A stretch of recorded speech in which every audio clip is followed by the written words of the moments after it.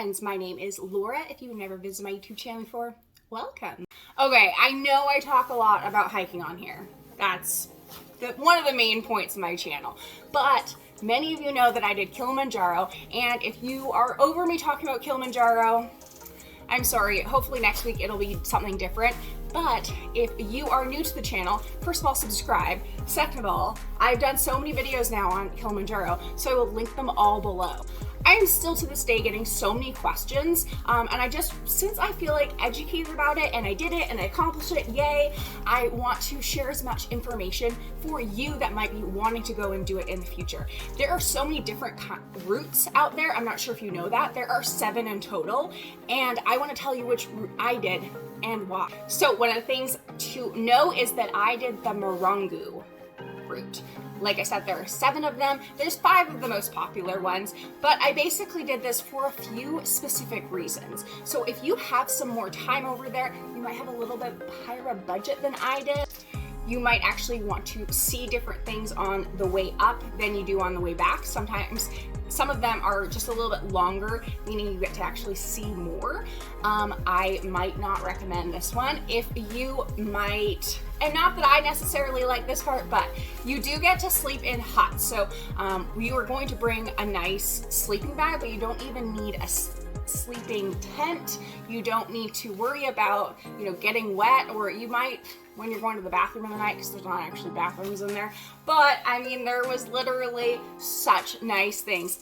On the first night, I had it all to myself, and actually on the 3rd night too, which honestly, I would say was a little bit boring because it was a bit during like the pandemic still, right at the end. So I think there were just not as many travelers out and about. I wish that I did actually get to go with either some friends or at least meet some friends there along the route, which if I chose a different route, that might have actually been the outcome.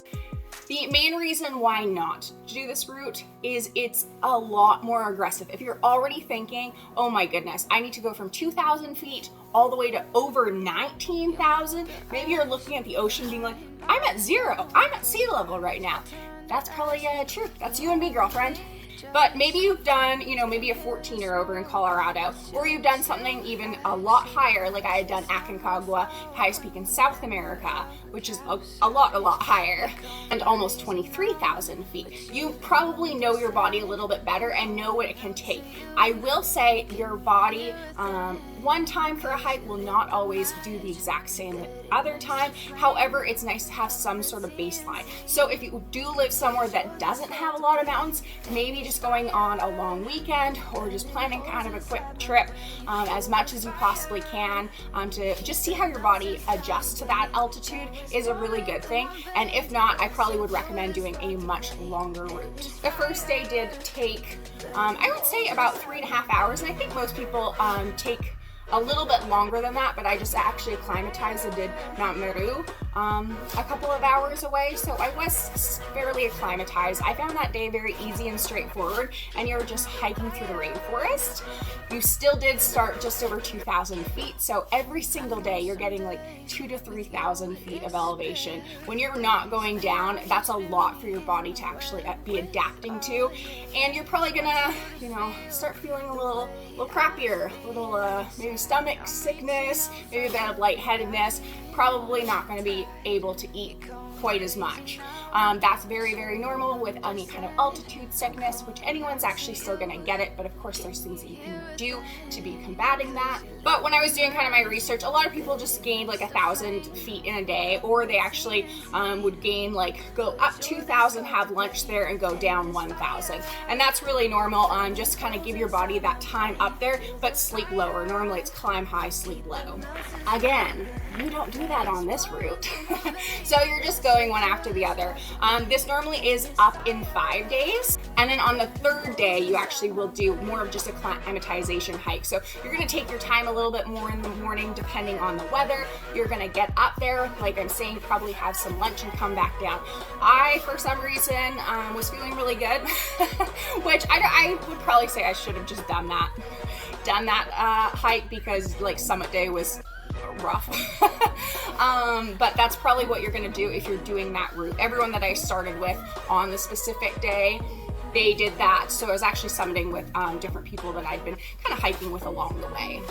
It also is kind of difficult talking about days because your summit day starts at midnight, and maybe earlier, maybe a bit later, but that day is like so long. So expect that one day. I would definitely say that going in, every single route, that last day is going to be pretty brutal. You're probably just not used to waking up before midnight and starting right away and just having to hike in the pitch black with a headlamp and just putting your, I always just say put your head down and put one foot in front of the other, but that's just not a super normal thing to be wanting to or to do. I don't know what's wrong with us that do these things. I believe I hit the summit like right as the sun was rising, so it was super beautiful right around 6:30. Didn't stay up there too long. It's pretty cold and it's pretty high up, so you're you're feeling a little chilly. You're ready to get going. You accomplish what you needed to, and then you do head back. And heading back, it actually was a little bit just a lot of people were still coming up, and then they're just going a lot slower coming down, so it definitely did take a while coming down. Coming into that camp, it's like, and I don't have any video of it, so I'm so sorry, but if you've ever done like a scramble, but not like large rocks, just with like scree, so it actually is very, very fun, but really hard on your knees because you're basically just like stepping, and you're really sliding down, so it's almost like this big skiing motion, so you can get down a crazy amount of distance in a very short period of time for that last little bit towards that camp there. Any of the routes that you actually do go on, they all do require a guide. You need a guide to get into a park and actually do the hike itself. They will take care of your permit for you and actually getting that and getting you all ready. I have never really heard of really bad experiences with people. I'm sure they are, and if you're watching this and have had one, I feel bad for you. I'm so sorry. I know that they can happen, but definitely looking up reviews or looking up recommendations of who other people did and used. And definitely in Kilimanjaro and in Tanzania in general, people definitely appreciate, and it's not obviously required to tip, but you probably will tip. So that does go into factoring your final cost. So for me doing this route, it cost $1,500. That included, transportation to and from. That included a porter, a cook for us, and a guide. And then back, and kind of obviously lodging along the way. However long you're up there, you're actually paying a very large fee per night, and that's where Kilimanjaro in Tanzania is getting its money from. So again, if you're up there for 9 or 10 days, it's going to be well over the cost of that $1,500. In fact, most of the people that I talk to are shocked that I paid anything under $5,000. But with that, of course, still comes the tip. So as you're on there longer, you're probably going to tip more. So I think I tipped around $250 or $300 US. I also, like I said, I didn't have a lot of time off from work. So if that is an issue for you and you're kind of just having this goal and you want to head over there, get it done, that would maybe be a reason you want to do a shorter route like this as well. And then of course, comfort.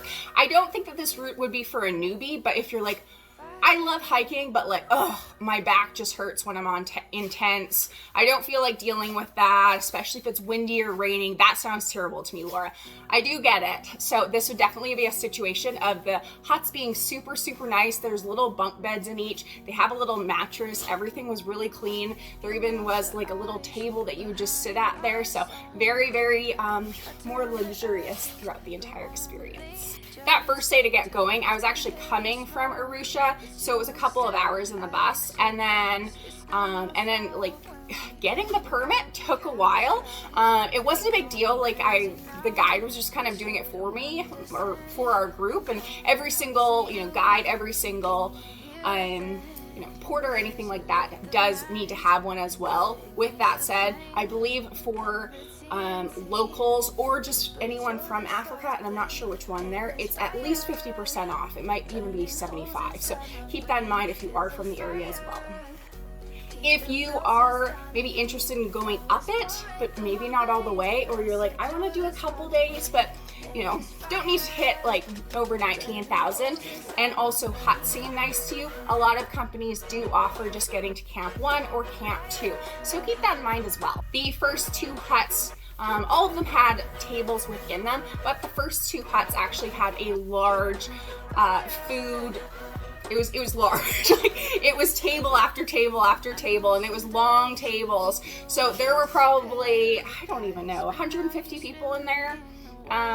Like between, like just throughout the night, eating with their teams, and that actually made it just a lot more fun, especially since I was by myself, just getting to mingle with people quite a bit more. The very first day will be about 5 miles or 8 kilometers. Everything over there is in kilometers. It's anywhere from 4 to 6 hours in total. And you're going to hit the lovely rainforest, like I said. The second day, it's a lot more deserty. You're actually just going to be going just a lot like more flat. This is going to be about 12 kilometers or 7 miles. Breaks, trekking time will actually take you 6 to 8 hours. There were some restrooms along the way, like not nice, but just something, you know, so you're not going out in public. And then a few areas that you could actually just sit down under cover and take a snack. We actually started that day way earlier than most people. We started maybe around 7:30, actually hiking, and we got very, very lucky because right as we were coming into camp, it just started pouring. And then some people take that next day off and just acclimatize there. Some people just take a couple of hours and do just a bit of a shorter hike just around, just keeping the legs fresh and getting a little more altitude in them. I would say that's the most common. And then some people like me just didn't take a break and went to the next hut the next day. The next one, you actually are going to be hitting 4,600 meters, which is that's definitely up there. That is that's high up. That was when I was definitely starting to feel it. Like I was definitely not as perky as I sometimes can be, and I wasn't very hungry. I was definitely forcing myself to eat those more high calorie items and drink lots and lots of soup and water. To get there, it was so weird because I felt like the last quarter you could see the hut, and I was like, are we there already? And then it took forever just to get there. I just remember this very, very vividly. So I definitely got a sense that people weren't feeling quite as well around kind of the camp and stuff. But there was no larger food tent. You just ate in your rooms, and they kind of just brought that to you, which is nice. And guess what? It's summit day, so you're probably gonna wake up around midnight and you will head for that summit. It's weird to think that that is only 3 miles long when it can take, it does take that long. It's a lot of switchbacks, but it honestly was quite steep. Like I'm saying with some of the other routes, they just might be a little bit more long zigzags and make it for a longer day, but it definitely was steep. So you actually are going to leave that third hut, get to the summit, stay at the summit, and then probably come back down to that third hut and maybe have some food. You might even have like a quick rest, and then you're actually gonna get down to the next hut, and that's where you're probably gonna eat your brains out, have a cheers, and pass right out. The final day, you are ready to get the heck out of there. Get me off this place. I'm tired and like smelly, and you're ready to be done. So of course that is a benefit to some of the others, because now, you know, you're like, oh, I'm through the rainforest again. I just did this. For them, they've never been through that route or that rainforest. So that those days are still like new and fresh to them. I hope that you did like this video about the route that I took up Kilimanjaro. If you do have any questions, feel free to drop them in the comments below. Make sure you are subscribed, and you will see lots more hiking and life adventures all around the world. Thank you so much for watching, and keep living life. Bye.